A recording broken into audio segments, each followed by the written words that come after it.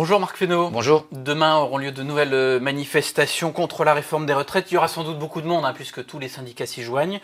Des millions de Français galèrent dans les transports pour aller travailler. D'autres se demandent comment ils vont rejoindre leur famille à Noël. Tout cela croise sans doute un peu les doigts en espérant que ça ira un peu mieux à partir de mardi soir. Est-ce que vous pouvez les rassurer ? En tout cas, ce sur quoi nous travaillons, c'est de faire en sorte avec la SNCF et la RATP, mais dans une moindre mesure, c'est plutôt la SNCF qui est en cause pour les questions des fêtes de Noël, de faire en sorte qu'un plan de transport très à l'avance soit connu et pour qu'un maximum de Français puissent se rendre dans leur famille, auprès de leurs amis, dans ce qu'on appelle la trêve de Noël ou la trêve des confiseurs.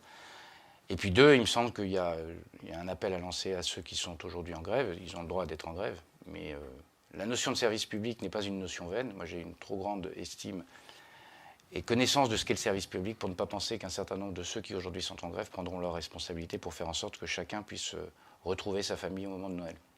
Au-delà de cet appel, qu'est-ce que vous pouvez dire sur le fond de la réforme à ces grévistes, conducteurs de train ou de métro parisiens, pour les convaincre de reprendre le travail ? Il me semble qu'il faut parler à l'ensemble des Français et pas seulement à telle ou telle organisation.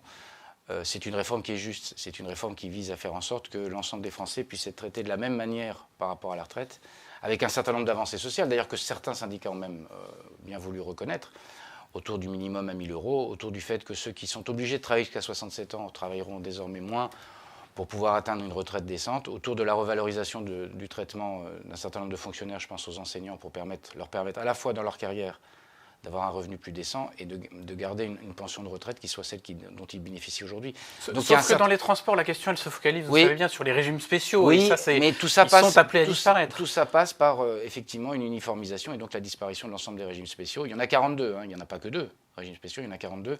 C'était le produit de l'histoire, donc il n'est pas question de vilipender ou de montrer du doigt tel ou tel, mais le sens de l'histoire, c'est aussi de faire en sorte que l'ensemble des Français puissent être traités de la même façon.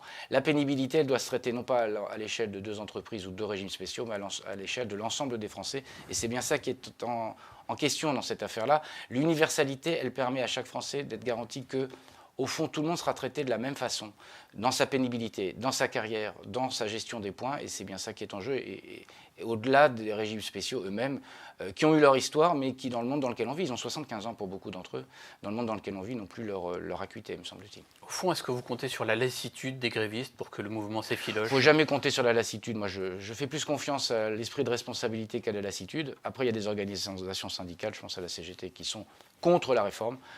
En fait, qui nous explique d'une certaine façon par effet miroir que le système actuel, il est juste. Mais moi, je ne trouve pas juste qu'il y ait des gens perçoivent moins de 1 000 € après une carrière très longue. Je pense aux agriculteurs, je pense aux professions indépendantes. Je ne trouve pas juste que 120 000 personnes partent à 67 ans parce qu'ils n'ont pas leur trimestre. Et donc, ces injustices-là, on entend les balayer d'une certaine façon et faire en sorte qu'elles soient réduites. Et donc, je fais plutôt confiance à l'esprit de responsabilité des uns et des autres plutôt qu'à la lassitude, parce que la lassitude n'est jamais un sentiment qui est très bon. Et je pense plutôt à la lassitude aujourd'hui des Français, des Franciliens en particulier, qui sont obligés de trouver toutes les voies et moyens pour eux aller à leur travail parce qu'ils ont un sens des responsabilités qui est important. Alors le gouvernement répète qu'il est prêt à discuter, mais d'un côté on a Édouard Philippe qui dit qu'il faut rétablir les comptes sans augmenter les cotisations et sans baisser les pensions, et puis en face on a Laurent Berger qui répond on ne touche pas à l'âge de départ. Donc on se demande bien de quoi ils vont pouvoir discuter finalement. Il faut discuter, le Premier ministre l'a dit dès sa déclaration au CESE mercredi dernier, il a dit qu'il y avait besoin de créer un équilibre dans ces comptes pour en assurer la crédibilité. Pourquoi on a fait cette réforme ? D'abord pour qu'elle soit plus universelle et plus juste, je l'ai dit il y a quelques instants. Et la deuxième chose, c'est de faire en sorte que les gens sachent qu'en rentrant dans ce système-là, ils savent qu'il y aura des pensions de retraite versées à l'issue de leur carrière professionnelle. Et pour qu'on soit sûr qu'il y ait des pensions qui soient versées, il faut que le système soit à l'équilibre. Et d'une certaine façon, j'entends ce qu'a dit Laurent Berger, qui avait dit il y a quelques semaines, finalement c'est l'épaisseur du trait, cette question du déficit, il ne dit plus cette question-là, il dit la question de l'équilibre est une question importante. Il dit simplement que ce n'est pas la même temporalité qu'il faut avoir. Mais qui serais-je devant vous ce matin si je vous disais nous avons une réforme qui procède à un certain nombre d'avancées sociales, mais je suis incapable de vous répondre sur la question du financement. Le gouvernement a posé les termes de ce qui lui paraissait être le débat en termes de financement, avec cet âge d'équilibre ou cet âge pivot. Il y a peut-être d'autres solutions que les syndicats veulent mettre sur la table. Je rappelle que dans le système Agir-Carco, dont ils sont les gestionnaires, ils sont à l'équilibre, et ils sont à l'équilibre aussi parce qu'il y a eu des mesures d'âge. Il y a quand même un précédent pour les syndicats et le patronat, c'est le changement des règles de l'assurance chômage. On leur a dit, vous pouvez discuter, mais voilà ce à quoi vous devez arriver finalement. On comprend qu'ils sont un petit peu méfiants, non? Mais c'est normal qu'on donne un cadre, au fond, sur le système d'assurance chômage, c'était de faire en sorte qu'on puisse inciter un certain nombre de gens à retrouver de l'emploi et que le système soit à l'équilibre. Et il s'est trouvé, les partenaires sociaux ont discuté pendant plusieurs mois, il s'est trouvé qu'ils ne se sont pas mis d'accord. Mais moi, je ne désespère pas, il y a des systèmes dans lesquels ils peuvent s'être mis d'accord. Je citais à l'instant Agir Carco, que les partenaires sociaux, les représentants des organisations patronales ou de salariés puissent se mettre d'accord pour trouver un équilibre. C'est leur responsabilité. Après, la responsabilité du gouvernement, c'est quand on constate un échec d'un accord entre les partenaires sociaux, c'est de faire en sorte que les choses avancent. Sinon, on reste au statu quo. Et le statu quo n'est jamais souhaitable. Est-ce que la majorité fera bloc derrière le gouvernement? Dans les Échos ce matin, le député En Marche, Sacha Houlié, envisage de supprimer l'âge pivot de la réforme au moment de la discussion parlementaire. Il y aura une discussion parlementaire. Je crois que la majorité fait tout à fait bloc sur les grands attendus de cette réforme et fait bloc aussi sur l'idée qu'il faut que le système s'équilibre. Je répète, la question de l'équilibre des comptes, elle est posée. Et donc, ce n'est pas parce qu'on enlève tel ou tel dispositif que cette question n'est pas posée. Et donc, c'est une vérité qu'on doit aux Français que de dire que pour que ce système marche, pour que ce système il prenne sa pleine mesure en termes de justice, il faut qu'il soit à l'équilibre. Donc, je comprends que vous n'êtes pas accroché à l'âge pivot en tant que tel, mais au fait de parvenir à équilibrer les comptes. On ne peut pas ne pas équilibrer les comptes des retraites parce que sinon, en fait, on fragilise le système et on envoie le signal à tous ceux qui rentrent dans la vie active aujourd'hui qu'au fond, on verra bien dans 40 ans si on peut leur verser des pensions. Et ça, c'est d'une certaine façon très injuste. En 48 heures, le haut-commissaire aux retraites, Jean-Paul Delevoye, est devenu la cible de la CGT, de Sud, de toutes les oppositions, pour avoir omis de déclarer 10 fonctions d'administrateur. Il est devenu un handicap pour cette réforme des retraites? Moi, je ne crois pas. Le haut-commissaire a omis un certain nombre de déclarations. La haute autorité se prononcera dans la semaine pour voir ce qui relevait de choses qui allaient ou qui n'allaient pas.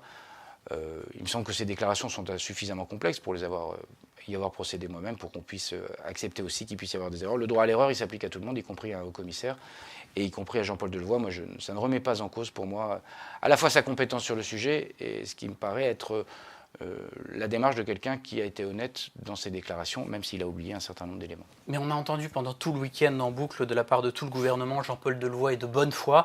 Est-ce que ce n'est pas un argument faible, s'agissant non pas d'un ou deux oublis, mais de 10 oublis, et puis de montants de rémunération qui a été minoré? Mais moi, je considère qu'il est de bonne foi, et d'ailleurs immédiatement connu par lui, et pas simplement par les médias, ses omissions, il a rectifié le tir et il a rempli une déclaration complémentaire, comme ça peut se passer dans un certain nombre de cas. Dans 2 mois, quand il faudra défendre le texte devant le Parlement, est-ce qu'il sera assez fort, assez crédible pour le faire? On va lui parler conflit d'intérêts matin, midi, soir. Non, mais le crédit, il est sur la personnalité, il est sur le travail qu'il a fait avec les organisations syndicales qui n'ont jamais dit autre chose que le travail avait été bien fait. Il n'y a pas de problème de conflit d'intérêts pour vous? Beaucoup d'entre elles avaient reconnu le travail et il ne me semble pas qu'il y ait des affaires de conflit d'intérêts. La réforme telle qu'elle est posée, elle est un système par répartition, un système universel et un système qui est plus juste. Alors je ne vois pas où peut être le conflit d'intérêts par rapport à d'autres activités que pouvait avoir Jean-Paul Delevoye. Il y a une autre question, c'est celle de l'exercice d'une fonction rémunérée, alors que celle-là a été déclarée à la tête d'un think tank rattaché à un groupe de formation, alors que Jean-Paul Delevoye était entré au gouvernement. Vous comprenez que beaucoup de Français se disent quand on est au gouvernement, finalement, c'est tranquille, on a le temps de faire un deuxième boulot? Mais manifestement non, puisque c'était une disposition qui n'était pas prévue, qui n'est pas acceptée quand vous êtes membre du gouvernement. Les membres du gouvernement ne peuvent pas avoir d'autres activités, c'est très clairement mentionné, y compris dans la Constitution, autant que je me souvienne. Et donc il a été mis bon ordre par Jean-Paul Delevoye à cette question. Donc je comprends que les Français ne comprennent pas, et c'est d'autant plus valable que ça n'est pas autorisé. Vous en parliez, l'article 23 de la Constitution interdit aux membres du gouvernement l'exercice d'une activité professionnelle, mais comment se fait-il que personne n'ait sonné l'alerte sur cette incompatibilité? Il y a une faille quelque part? Manifestement, oui. S'il y a un oubli de déclaration de cette nature-là, c'est qu'il y a eu une faille quelque part. Il peut arriver qu'il y ait des failles. Les systèmes ne sont pas toujours parfaits. Mais ça relève de qui? Du secrétariat général du gouvernement? Enfin, qui a non, pu laisser je passer ne ça? crois pas que ce soit ça qui soit en cause. Après, quand vous êtes en fonction et quand vous rentrez au gouvernement, vous êtes plus attaché à ce qui va être votre tâche et au travail que vous allez faire. C'est des choses qui relèvent de points administratifs qui ont leur importance. Et il peut y avoir des failles, il peut y avoir des oublis, preuve en est, puisque c'est bien ce qui s'est passé. Merci beaucoup, Marc Fesneau. Merci à vous.